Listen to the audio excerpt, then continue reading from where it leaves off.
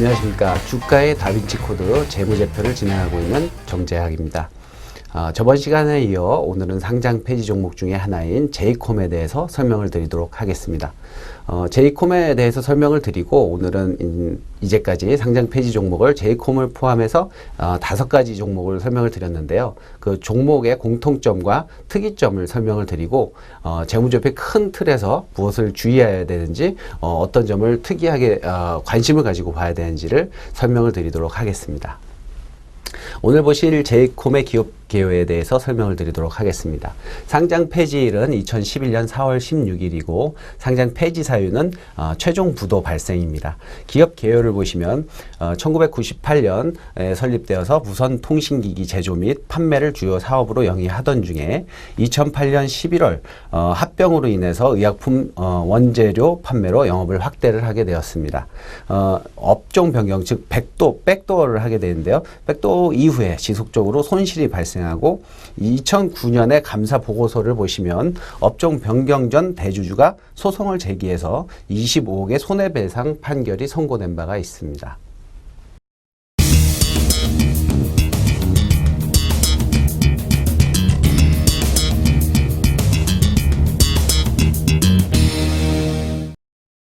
자, 그러면 재무제표의 요약, 제이콤의 재무제표 요약을 보시도록 하겠습니다. 재무제표, 손익계산서, 현금 흐름표를 보실 텐데요. 2009년엔 자산 규모 663억, 2010년에는 826억으로 늘어났습니다. 나중에 주석에서 특이사항을 보시면 자산 쪽에서 선급금이 증가하고 부채가 한 300억 정도 전환사채가 증가를 했습니다. 그 부분 다시 설명드리도록 하겠습니다. 그리고 자본은 550억에서 2010년에 374억 손실이 많이 발생을 했습니다. 매출은 주위에서 보실 것은 매출은 179억에서 82억으로 감소를 했고 단기순이익 같은 경우는 2015년에는 15억, 2010년에는 단기 순손실 126억이 발생을 하였습니다. 그리고 영업활동에서는 2009년에는 28억의 플러스 현금 흐름이 발생을 하였고 2010년에는 21억의 마이너스 현금 흐름이 발생을 하였습니다. 그래서 여러분이 주의 깊게 보실 사항은 이런 매출이 급속한 감소, 단기순이익의 적자 전환, 그다음에 영업활동 후의 현금 흐름이 마이너스로 감소하는 부분들, 이런 부분을 주의해서 보실 필요가 있겠습니다. 다음으로 보시면요. 재무상태표에서 자산을 보시면 매출 규모, 항상 매출 규모와 자산 규모를 서로 비교를 하실 필요가 있는데요. 그 매출 규모가 179억에 현금 및 단기 금융상품이 116억, 선급금 및 대여금 등이 181억, 매도 가능 증권의 투자 주식이 195억. 그래서 다른 회사와는 다르게 그 재무상태표가 2009년만 해도 그렇게 특이사항이 없다고도 볼 수가 있습니다. 그래서 이럴 때일수록 더 자세하게 그 회사의 재무제표에 대해서 살펴보실 필요가 있습니다. 2010년만 해도 급격하게 안 좋아지는 상황이 되는데요.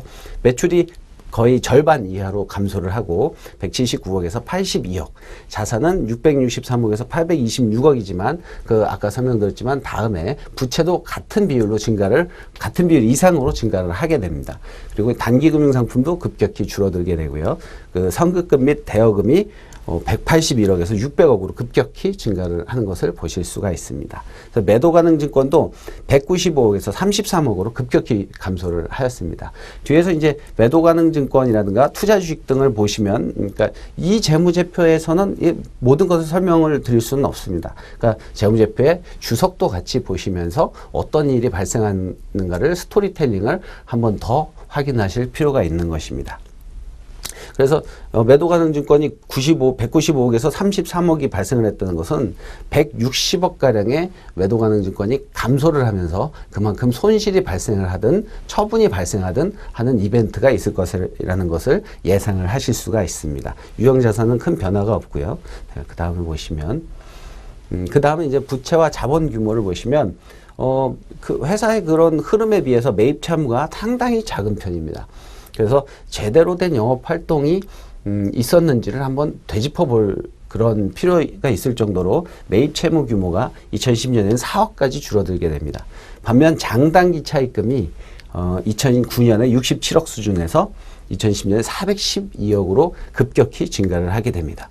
아까도 말씀드렸지만 그 맨 처음에서 손해배상 25억이 발생했다고 하는데 손해배상 충당금이 그대로 25억이 발생을 하고 있는 것을 아실 수가 있습니다. 이것이 감소하지 않는 것은 계속 손해배상에 패소 판결이 났음에도 불구하고 지급을 안 하고 있다는 것을 아실 수가 있고요. 그래서 기타에서 10억 부분의 부채가 있고 자본에서도 551억이었던 자본이 급격히 감소를 해서 374억까지 감소를 하는 것을 보실 수가 있습니다. 회사 이익잉여금도 15억 있던 이익잉여금이 이익잉여금이라는 것은 그 당기순이익의 누계액입니다. 그러니까 회사가 설립 이후에 지금까지 당기순이익 난 걸 모두 합쳐봐도 15억 정도라는 것입니다. 그래서 많지 않은 당기순이익의 누적액이 있었는데 그 부분에서 2010년에는 그것까지 결손이 난 상태입니다. 그러니까 지금까지 회사가 설립 이래에 누적 손실이 111억이라는 부분이 되겠습니다. 그래서 이런 부분을 주의 있게 보실 필요가 있고 사실 제이콤 같은 경우는 다른 재무제표와 다르게 2009년까지는 어느 정도는 이 회사가 무슨 일이 급격하게 발생하지는 않겠구나라고 하는 상황까지는 되는데 그 자본이나 자산이나 부채 상태로만 봐서는 이 회사가 급격히 무슨 일이 발생하지는 않겠다라고 예상을 했지만 오히려 2010년 재무제표를 보면 급격히 부채가 증가하고 이익잉여금에 결손이 발생하는 그런 증상이 나오는 것을 아실 수가 있습니다. 그래서 여러 가지 부분을 종합적으로 판결할 때 다음번에는 그 손익계산서를 한번 보시도록 하겠습니다. 손익계산서를 보시면 매출액이 179억인데 급격히 82억으로 감소를 했고 매출원가 142억 그 다음에는 71억 매출 총익이 이때만 해도 37억이 나왔고 영업이익에 1억이 발생을 했습니다. 그러니까 여러분들은 이 1억에 대해서 상당히 주의 있게 보실 필요가 있습니다.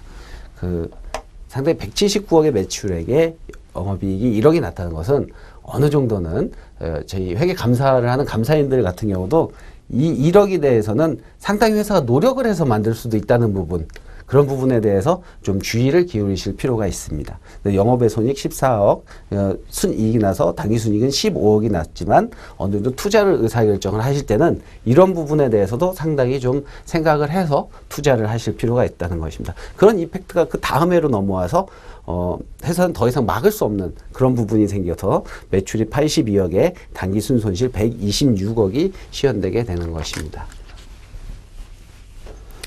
자, 다음에는 아까 그 영업 외 손실 부분을 한번 보도록 하겠습니다. 그 다음으로 넘어가서 영업 외 손실의 지급 수수료가 3억이었던 것이 2012년 12억. 그러니까 매출 규모는 반으로 줄었는데 매출에 대한 지급 수수료는 거의 3억에서 12억까지 증가를 했고 급여 복리후생비도 더 증가를 했고 대손상각 그러니까 받을 수 없는 매출 채권도 증가를 했습니다. 지분법 주식 손실 아까 그 지분법 주식이 재무상태표에서 급격히 감소하는 것을 볼 수가 있었는데 대부분이 주식 손실로 시현이 된 것입니다. 그래서 처분이익이나 뭐 그런 부분으로 감소가 될 수도 있었는데 평가 손실이 대부분으로 인해서 그 상당히 많은 손실이 발생을 하고 있다는 것을 아실 수가 있습니다. 다음으로 넘어가세요. 자, 어떤 주식을 갖고 있었길래 그런 손실이 발생을 했는가라고 보시면 제이콤의 주석을 보시면 아실 수가 있습니다. 이건 재무제표의 주석이라고 해서 현금흐름표, 재무상태표, 손익계산서 외에 주석이라는 부분을 보면 회사의 투자 내역을 보실 수가 있습니다. 대부분 회사가 안 좋아지는 케이스가 자회사나 관계회사, 그러니까 신사업을 하기 위해서 상당 부분 투자한 돈들이 회수가 안 되거나 사업이 실패가 됨으로써 손실을 보는 경우가 많이 있는데 이 경우도 그 경우와 비슷하다고 보실 수가 있습니다. 그나마 동아제약에 투자했던 부분들 현금화하기 위해서 그 다음에는 처분을 한 것을 아실 수가 있고요. 보락 같은 경우도 처분을 해서 그 다음에는 존재를 하지가 않습니다. 그래서 처분할 수 있는 주식은 웬만큼은 처분을 해서 현금화했음에도 불구하고 JNC 홀딩스 같은 자회사의 경우는 100억을 취득을 해서 2009년에는 138억이라는 양호한 실적을 전문용어로 가공했을 수도 있지 않나 하는 생각이 들 정도로 그 다음에는 100억의 순자산 장부가가 감소하는 것을 보실 수가 있습니다. 그래서 보시면 회사가 관계회사에 의한 투자에서 상당 부분 손실이 발생을 했습니다. 201억이었던 취득원가에 장부가가 214억이었는데 그 다음에 처분할 것 처분해도 165억에서 33억으로 130억가량의 평가 손실이 발생하는 것을 아실 수가 있습니다. 자, 다음으로 넘어가세요. 그 특수관계자의 거래를 보셔도 주석상의 특수관계자의 주식을 거래를 보셔도 2009년에 12억의 이자 수익, 2010년에 5억의 이자 수익이 발생을 했다고 했지만 앞에서 보시면 어떻습니까? JNC 홀딩스 앞으로 다시 보시면 앞 페이지를 보시면 특수관계자의 주식에 JNC 홀딩스의 주식은 138억으로 평가됐던 주식이 30억으로 감소할 정도로 제대로 유지되지가 않는 회사라는 것을 아실 수가 있습니다. 그것을 보시면 JNC 홀딩스의 그러한 JNC 홀딩스의 170억의 장단기 대여금을 대여를 하고 있습니다. 그렇다면 동반 부실로 이어질 수 있는 아주 리스크가 있는 거래라는 것을 아실 수가 있습니다. 그래서 올해 이자 수익도 받을 수가 없고 대여금도 받을 수가 없고 회사 자체에도 평가 손실이 발생하는 하나의 자회사에서 170억 손실에 평가 손실 100억 그 다음에 이자 수익 12억이 취소되는 그러한 효과로 인해서 적어도 한 200억 이상의 손실이 시현되는 것을 아실 수가 있습니다. 그래서 여러분들은 이러한 그 단 하나의 현상이 아니고서 그 손익계산서, 그 다음에 재무상태표, 그 다음에 주석을 보면서 아, 이런 회사에는 이 자회사 때문에 이런 일이 생길 수도 있겠구나 하는 것을 한 번쯤은 스토리텔링을 만들어 보실 필요가 있는 것입니다.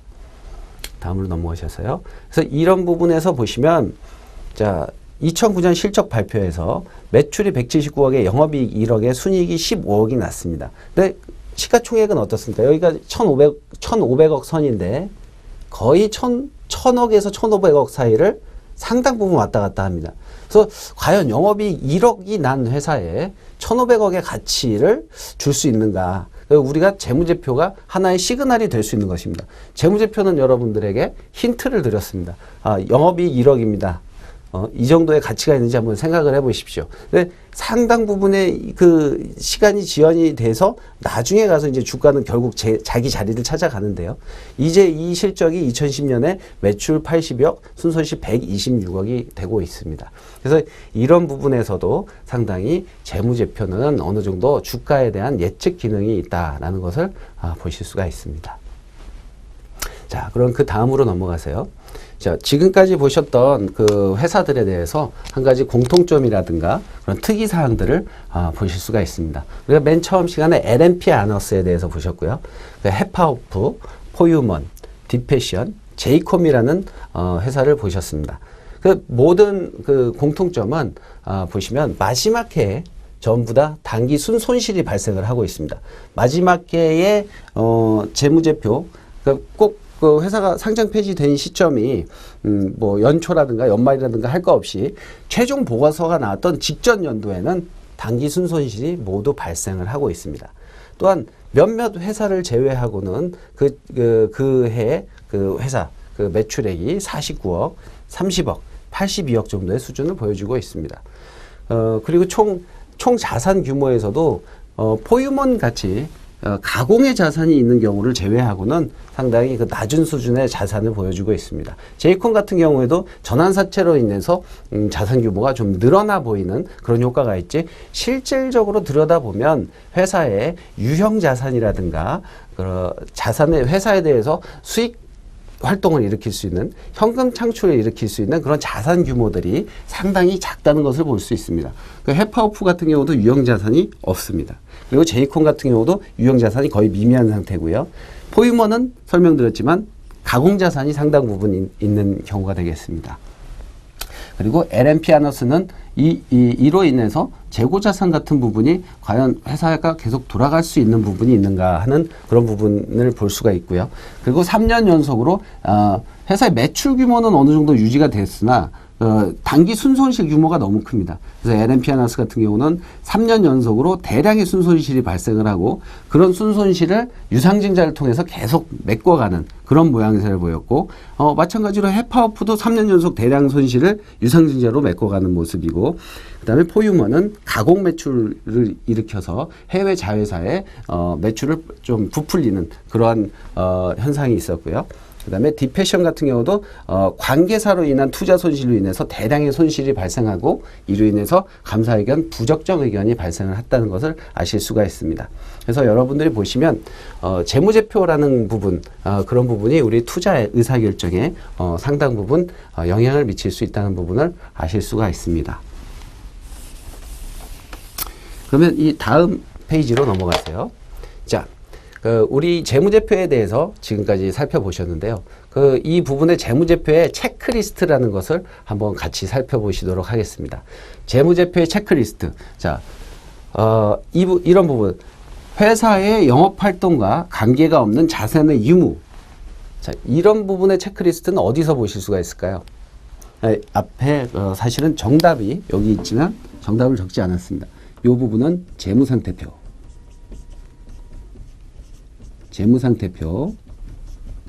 자, 재무상태표에 보시면 회사의 영업활동과 관계 있는 자산의 유무를 보실 수가 있습니다. 예를 들면 회사의 유형자산, 그러니까 확대 재생산을 할 수 있는 유형자산은 거의 없고 그리고 또 매출 규모에 걸맞는 매출 채권도 거의 없는 상태에서 관계회사라든가 자회사의 어떠한 자산 규모가 너무 크다. 자산의 신사업에 너무 집중을 하고 회사에 현재 하고 있는 사업에 대해서는 좀 등한시하는 부분이 있는지 한번 살펴보실 필요가 있고요. 당기순이익 부분은 당연히 살펴봐야겠죠. 이거는 회사의 상태고 이것은 회사의 성과라고 보실 수가 있습니다. 회사에서 뭐 영업활동과 관계없는 자산이 없다고 하더라도 홀딩 컴퍼니 같은 경우는 건강한 자회사가 있어가지고 지분법 이익을 많이 내서 회사의 수익이 튼튼하게 발생을 할 수도 있는 상황이기 때문에 당기순이익을 꼭 봐줄 필요가 있습니다. 당기순이익은 어디서 볼 수 있겠습니까? 손익계산서입니다.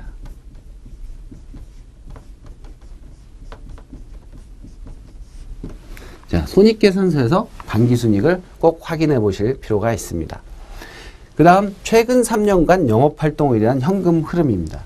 회사는 계속해서 당기순이익을 발생을 시키고 있습니다. 당기순이익 어느 해는 10억, 어느 해는 50억, 어느 해는 100억이 발생하는데 회사에서는 영업활동으로 인한 현금 흐름이 거의 발생을 하지 않고 있습니다. 계속 현금 유출만 발생을 하고 있습니다. 이런 부분은 적어도 회사가 홀딩 컴퍼니가 아니고 건전한 제조업을 하고 있는 회사라면 영업활동을 하는 현금 흐름은 3개년 정도, 최근 3개년 정도는 반드시 체크를 하실 필요가 있습니다. 그래서 여기를 보시면 현금 흐름표.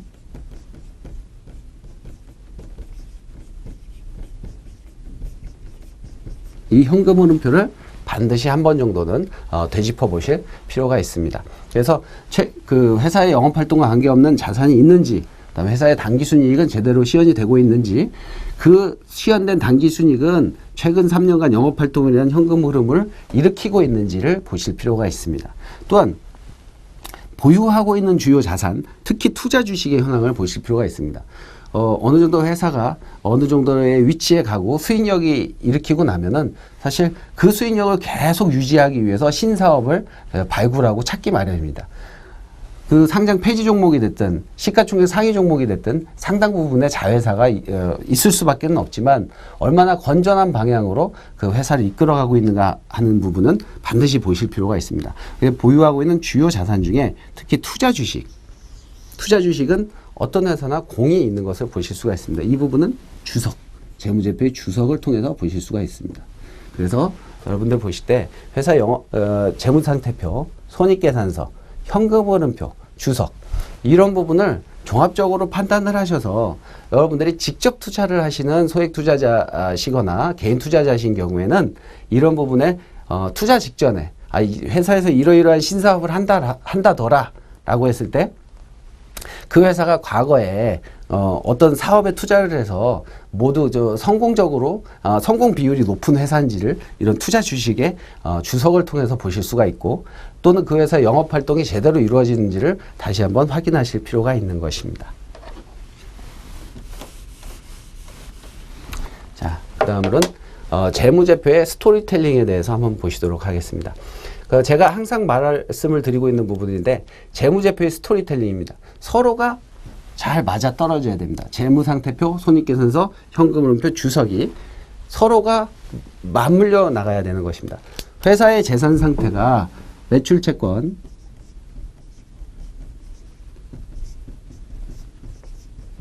(100억이) 있습니다. 매출채권이 100억이 있습니다. 매출채권이 100억이 있으면 그 매출채권에 걸맞는 손익이 있어야 되는 것입니다. 매출채권이 100억이려면 적어도 매출 규모는 어떻습니까? 매출채권이 100억이라면 한 달에 100억 정도는 돌아간다고 볼 때 매출이 1000억은 최소한 돼줘야 된다는 것입니다. 이런 스토리텔링. 매출채권이 100억이고 매출이 1000억이면 순익은 어느 정도가 적합하겠습니까? 순익은 보통 상식적으로 한 50억 정도? 이 정도면 굉장히 훌륭한 회사입니다. 굉장히 훌륭한 회사고 이익이 많이 나는 회사라고 볼 수가 있죠. 이로 인해서 현금흐름표에 현금이 원활하게 영업활동으로 인한 현금흐름이 발생을 하는지 그것 또한 봐줄 필요가 있습니다. 자, 매출채권이 100억이고 순익이 50억이다. 그리고 또 현금흐름은 건전하게 한 해에 50억 정도는 영업활동으로 인해서 플러스로 진행이 되고 있다. 특이사항에 이러한 창출된 현금 흐름은 유형자산에 투자되거나 또한 유망한 신사업에 투자가 되고 있다. 이런 부분에 대해서 스토리텔링이 되는지 여러분들은 확인해 보실 필요가 있는 것입니다. 이런 부분의 스토리텔링이 제대로 이루어지고 있는 회사들은 시가총액 상위 종목이 되는 것이고 이런 부분이 어느 부분이 흐트러져서 주석을 보셨을 때 망가진 자회사가 너무나 많거나 하면 회사의 발목을 잡을 수가 있는 것입니다. 그래서 이런 부분에 대한 스토리텔링도 한번 확인을 해보실 필요가 있습니다. 지금까지 시가총액 하위 종목 또는 상장 폐지 종목에 대해서 종합적으로 알아봤고요. 다음에는 시가총액 상위 종목에 대해서 한번 알아보도록 하겠습니다. 이상으로 마치도록 하겠습니다.